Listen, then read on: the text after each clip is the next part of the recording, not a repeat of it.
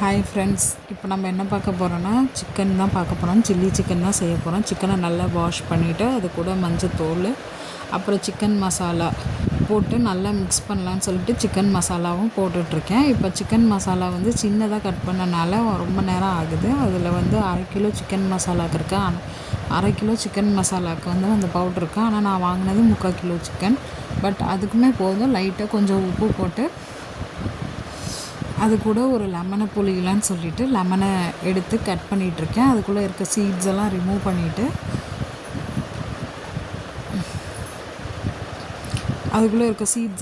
பண்ணிவிட்டு இப்போ லெமன் ஜூஸை வந்து நான் அதில் ஊற்றிட்டுருக்கேன். ஏன் ஊற்றுறேன்னா அதில் வந்து நல்லா புளிப்பு டேஸ்ட் இறங்கும். எனக்கு கொஞ்சம் புளிப்பு ரொம்ப பிடிக்கும்னால ஒரு லெமன் புளிஞ்சிருக்கேன். ஒரு லெமன் ஃபுல்லாகவே அதில் நான் புளிஞ்சிருக்கேன். அது கூட தயிரும் நாங்கள் மிக்ஸ் பண்ணியிருக்கோம். தயிர் மிக்ஸ் பண்ணது எதுக்குன்னா நல்லா சாஃப்டாக சிக்கன் இருக்குன்னு சொல்லிட்டு தான் தயிர் மிக்ஸ் பண்ணோம். அது நீங்கள் வந்து தயிர் மிக்ஸ் பண்ணிங்கன்னா இன்னும் கொஞ்சம் சாஃப்ட்னஸ் நல்லாவே கிடைக்கும். அதுக்காக தான் தயிர் மிக்ஸ் பண்ணோம். அதுக்கப்புறம் நான் எக்கு மிக்ஸ் பண்ணோம். நான் இன்ன வரை எக்கு மிக்ஸ் பண்ணதில்லை. ஆனால் எக் மிக்ஸ் பண்ணால் நல்லாயிருக்குன்னு சொல்லிவிட்டு எங்கள் அத்தை சொன்னாங்க. அதனால் நான் எக்கும் போட்டிருக்கேன். அதுக்கு முன்னாடி நான் வந்து எம்டியாக தான் மிக்ஸ் பண்ணிகிட்டு இருந்தேன். அப்புறமேலு பிசைகிற போது தான் சொன்னாங்க முட்டை போடுன்னு சொன்னாங்க. அதுக்கப்புறம் ரொம்ப நேரம் வேணாம் சொல்லிட்டு ரொம்ப நேரம் கழிச்சு தான் போட்டேன். முட்டையை உடைக்கிற போது அந்த முட்டையில் இருக்க ஓடு வந்து கொஞ்சம் வெளியே விழுந்துருச்சு. அதுக்கப்புறம் அதையும் எப்படியோ வெளியே எடுத்துகிட்டு திருப்பி நான் அதை மிக்ஸ் பண்ண ஆரம்பிச்சிட்டேன். நல்லா மிக்ஸ் பண்ண ஆரம்பிச்சிட்டேன். அதில் நல்லா எல்லா சிக்கனுக்கும் அது படுற மாதிரி நல்லா மிக்ஸ் பண்ணிட்டேன்.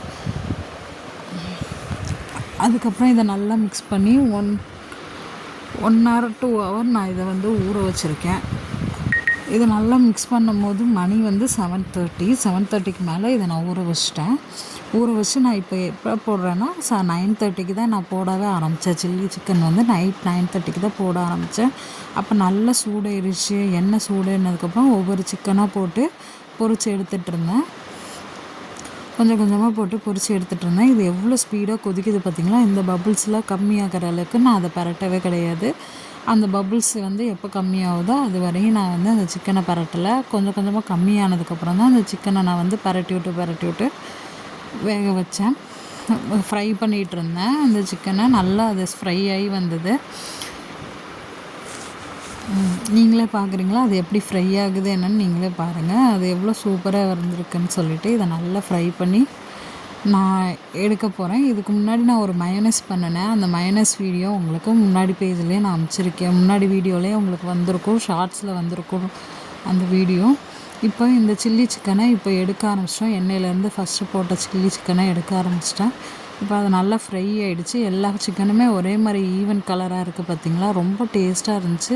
நாங்கள் இதில் எந்த ஃபுட் கலருமே யூஸ் பண்ணல. பட் அந்த மசாலாவில் இருந்த ஃபுட் கலராக என்னன்னு தெரியல. பட் வந்து அந்த மசாலாலேயே இவ்வளோ தூரம் கலர் கொடுத்துருச்சு. அதுக்கப்புறம் எல்லா சிக்கனையும் ஒவ்வொன்றா போட ஆரம்பித்தோம். கடைசி சிக்கன் தான் போடுற போது உங்களுக்கு திருப்பியும் அதை காமிச்சோம். பட் கடைசி சிக்கனும் போட்டு ஃப்ரை பண்ணிவிட்டு அதையும் நல்லா ஃப்ரை பண்ணிகிட்டு இருந்தோம். அப்புறம் அதையும் எடுத்துகிட்டு சர்வ் பண்ணலான்னு சொல்லிவிட்டு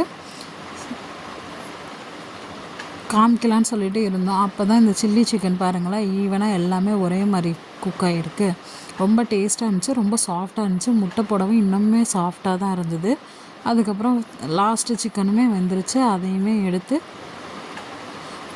வேறு பிளேட்டில் மாற்றிட்டு இது கூட மயோனைஸும் நாங்கள் வந்து ப்ரிப்பேர் பண்ணி வச்சுருந்தேன். மயோனைஸும் சேர்த்து வச்சு சாப்பிட்டோம். ரொம்ப டேஸ்ட்டாக இருந்துச்சு. நீங்களும் அதை ட்ரை பண்ணுங்கள். நீங்களுமே இதை ட்ரை பண்ணி பாருங்கள். ரொம்ப சூப்பராக இருந்துச்சு. எல்லாமே நம்ம வீட்டில் செஞ்சால் தான் ரொம்ப நல்லாயிருக்கும், டேஸ்ட்டாகவும் இருக்கும், நல்ல ஹெல்த்தி கூட. நீங்கள் அதனால் எதுனாலுமே வீட்டில் செஞ்சு சாப்பிடுங்க. நான் இப்போ வந்து பிளேட்டிங் பண்ணியிருக்கேன். ஸோ எங்களால் முடிஞ்ச ஒரு பிளேட்டிங் பண்ணியிருக்கோம். நீங்கள் இந்த வீடியோ நிறைய வேணும்னா சப்ஸ்கிரைப் பண்ணிவிட்டு பெல் ஐக்கான் கிளிக் பண்ணிவிட்டு பாருங்கள். எங்களுக்கும் சப்போர்ட்டிவாக இருக்கும்.